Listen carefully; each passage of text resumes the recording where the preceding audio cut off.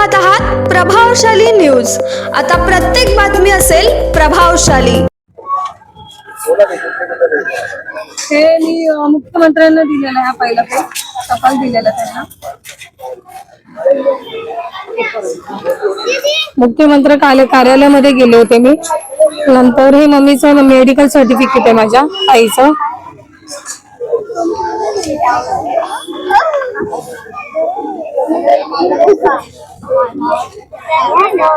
DCP ACP सगळीकडे, even DCP साहेबांना भेटायला पण गेलेले, पण त्यांचा वाढदिवस असल्या कारणाने मला त्यांना भेटायला नाही जमलं।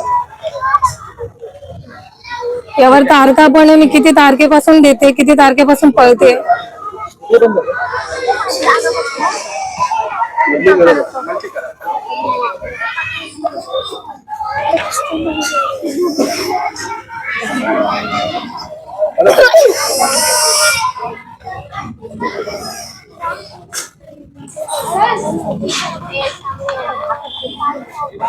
एक साधी एनसी दिलेली आहे मला फक्त, बाकी काय कोणाला बोलवलं नाही, काय नाही, काही कारवाई नाही केली। एक एनसी जी महिला पळून गेली पैसे घेऊन, तिची एनसी नाहीद हुसेन शेख म्हणून आहे, तिच्याकडे कमीत कमी 55 लाखाचा हिस्सा बनतोय। तिने सगळ्यात जास्त विषय उचलला। आमिष मध्ये कसे बळी पडलात? कारण की तुम्ही त्यांच्यावर विश्वास का ठेवला? त्यातली विश्वास ठेवत नाही, तुम्ही का विश्वास ठेवला? ऍक्च्युली त्यातली जी अख्तर बानू आंटी म्हणून आहे, तिचा कमीत कमी, माझी मम्मी महिला मंडळाची अध्यक्ष होती, छोटा मोठा 100 रुपयाचा फंड चालवायचे। तर त्यात ती बाई 40 वर्ष झाली आमच्या कॉन्टॅक्ट मध्ये, फॅमिली मेंबरच पकडा। तिच्यावर विश्वास ठेवून आम्ही हे सगळं केलं। आम्हाला वाटलं ती 40 वर्ष झाले व्यवहार करते, कशाला, आणि बिशी त्यावेळी काय नव्हतं। मग तिने तिकडच्या महिला जमवल्या, या बायका खूप फसलेल्या आहेत, त्यांना तुम्ही का नाही सांगितलं की तुम्ही चालवा?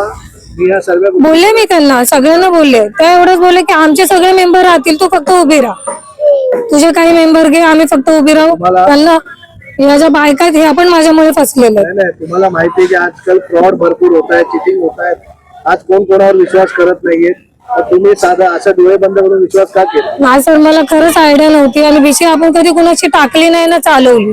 पहिलाच माझी वेळ होती। या महिलांची छोटा मोठा असल्या कारणाने कोणी पळून जायचा प्रश्न येत नाही।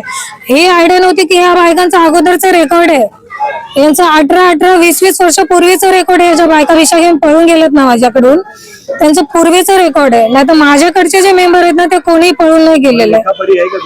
लेखापडी, हा, मी अग्रीमेंट पेपर बनवलेले आहेत, माझ्याकडे चेक आहेत, व्हिडिओ आहेत, पैसे देतानाचे व्हिडिओ काढलेले आहेत। मी शिकलेले, मी की अडाणी नाहीये की मी मूर्खासारखे पैसे देणार आणि काही पुरावे नाही ठेवणार।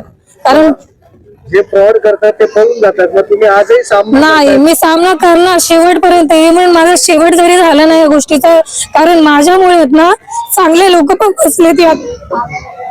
मला न्याय नको, मला त्यांना न्याय मिळवून द्यायचा। आज मी त्यांच्या नजरेत पडले, जे लोक माझ्या जवळचे आहेत त्यांना मी फसवलंय, असं झालंय। एकूण किती लाखाचा? एकूण सर कमीत कमी 70 ते 75 हजाराचा असेल, म्हणजे 80 लाख पकड। हो, लाख सॉरी, एकूण कमीत कमी 75 ते 80 लाखाचा घोटाळा हा। कारण नुसतं विश्वास नाही घेतला माझ्याकडून, ह्या अशा बायका आहेत, अटक झाली का त्यांना? काही नाही माझ्याकडे। साधी, मी काय बोलते सर, हा पेपर आहे, याच्यामध्ये किती जणांना दिले, मला एक साधी एनसी दिलेली। एव्हिडन्स असून मग पोलिसांनी कारवाई का नाही केली? एव्हिडन्स पण नाही बघितले माझ्याकडून, एवढंच की हा, तुम्ही मंत्रालयात गेले ना, या चौकीमध्ये आता तुम्हाला कोण त्रास देत आहे? 2 जण देतात का?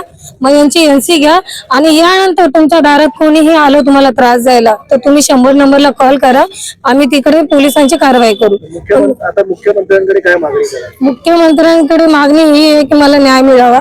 मी कोणाचा 1 रुपया नाही खाल्लेला आहे। माझ्यावर खोटी केस केली। मी जर चौकीमध्ये जाते, मी पूर्ण सहकार्य करते चौकीवाल्यांना। मी पैसे घेऊन गेले, मी अर्धी अमाऊंट गेले, मी साहेबांना फोन केला की साहेब मी पैसे अर्धे आणले, अर्ध्या पैशासाठी मला वेळ द्यावा। तरी त्यांनी 13 तारखेला मी ऍडमिट झाले, आणि 14 तारखेला त्यांनी माझ्यावर FIR दाखल केला। का?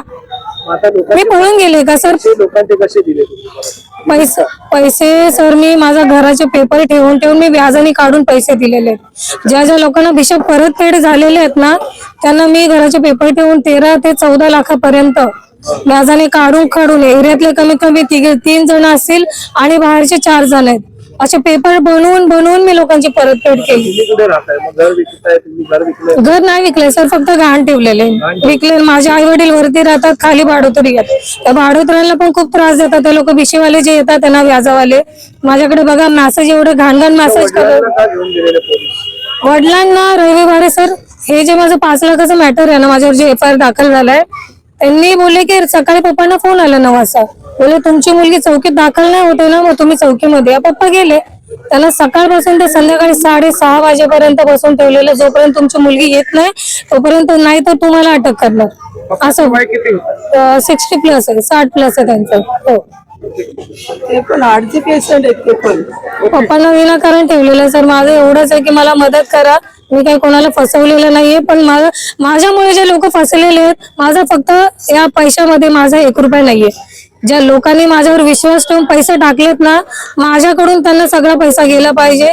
आणि जे लोक हे फ्रॉड करतात ना, त्यांच्यावर बंदी घाला, काहीतरी कारवाई करा तुम्ही. मी जर एवढी पळते तर